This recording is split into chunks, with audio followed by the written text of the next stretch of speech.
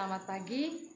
Salam guru penggerak. Kembali lagi bersama saya Emilia Yasinta Saju, calon guru penggerak angkatan 9 dari SMA Negeri 1 Komodo.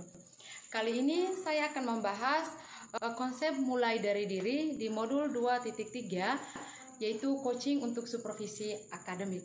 Adapun beberapa pertanyaan pemantik di mulai dari diri ini yang akan saya bahas. Oke, kita masuk ke pertanyaan yang pertama, yaitu bagaimana perasaan kita apabila dilakukan supervisi oleh kepala sekolah. Seperti yang kita ketahui bahwa supervisi itu adalah pengawasan dan pemeriksaan terhadap proses pembelajaran seorang pendidik. Nah, perasaan saya di sini apabila dilakukan pemeriksaan oleh kepala sekolah, otomatis kita deg-degan dan juga merasa khawatir apabila proses pembelajaran saat itu tidak sesuai dengan langkah-langkah yang kita susun di dalam RPP yang membuat penilaian kita menjadi turun dari kepala sekolah. Sekarang kita masuk ke pertanyaan kedua, yaitu pengalaman. Adapun pengalaman yang sudah saya dapatkan di sini, yaitu saya pernah dilakukan supervisi beberapa bulan yang lalu. Sebelum dilakukan supervisi oleh kepala sekolah, saya mendapatkan jadwal pada hari itu 1 minggu sebelum jadwal supervisi itu dilakukan. Saya mendapat jadwal supervisi itu di kelas 11 IPA 3 pada mata pelajaran matematika peminatan di jam 1-2. Nah, pada saat itu saya mempersiapkan segala kebutuhan di dalam proses pembelajaran yang dimana adalah RPP, rubrik penilaian, media, metode, dan pendekatan yang saya gunakan dalam proses pembelajaran itu. Dan itu merupakan suatu pengalaman yang berharga bagi saya, di mana pada saat itu saya mendapatkan suatu penilaian yang lumayan bagus dari kepala sekolah. Apalagi kepala sekolah kami di SMA Negeri 1 Komodo ini satu jurusan dengan saya, yaitu pendidikan matematika.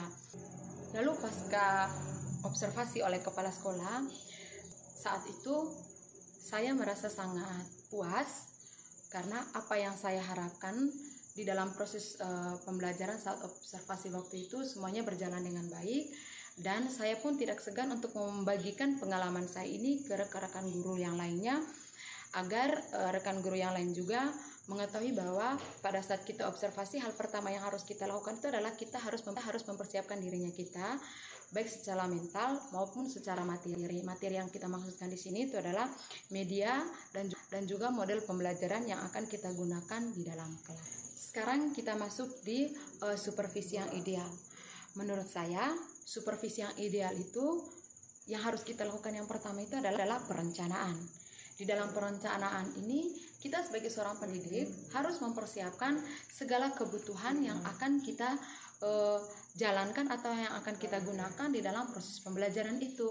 Seperti yang tadi saya sudah katakan bahwa seorang pendidik harus bisa menguasai dirinya sendiri. Setelah seorang guru sudah menyiapkan perencanaan, selanjutnya adalah pelaksanaan. Nah, pelaksanaan ini merupakan suatu tindakan aksi nyata di dalam kelas. Nah, dari pelaksanaan ini nanti seorang pendidik mengetahui hal yang harus dia tingkatkan, hal yang harus dia pertahankan, dan hal yang harus dia rubah atau yang harus ditinggalkan. Itu berdasarkan masukan dari kepala sekolah atau siapa yang mengobservasinya di dalam kelas. Lalu yang terakhir itu adalah evaluasi. Nah, evaluasi ini sangat penting sekali. Di dalam evaluasi ini, langkah yang pertama yang harus kita lakukan itu adalah refleksi. Kita memberikan refleksi umpan balik kepada siswa-siswi tentang pembelajaran yang terjadi pada hari itu. Nah, hasil refleksi yang dilakukan pada hari itu akan menentukan bagaimana cara kita merubah diri kita di dalam proses pembelajaran pada pertemuan selanjutnya.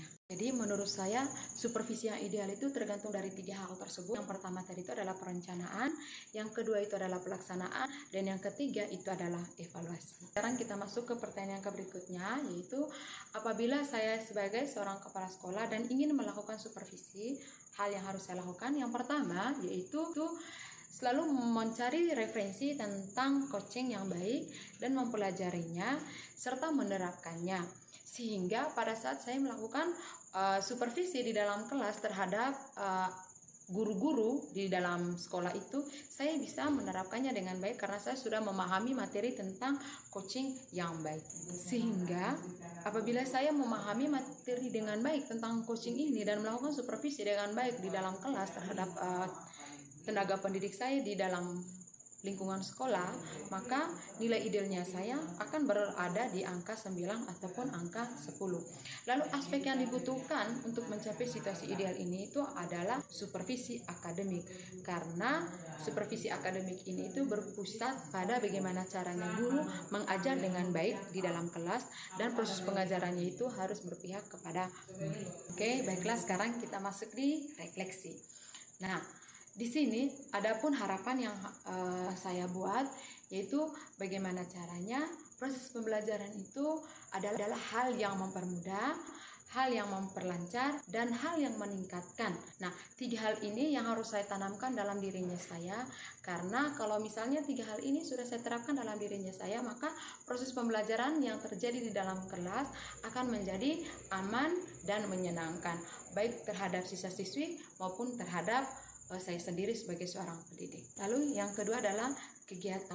Nah, di dalam kegiatan ini itu adalah proses untuk memiliki kemampuan saya sebagai seorang coaching yang baik di dalam lingkungan sekolah. Dan yang terakhir itu adalah materi. Materi yang saya harapkan untuk saya dapatkan di modul 2.3 ini itu adalah bagaimana caranya saya memahami serta menerapkan berbagai jenis kompetensi yang ada di dalam materi tentang coaching untuk supervisi akademik ini. Terima kasih, selamat pagi. Salam guru penggerak.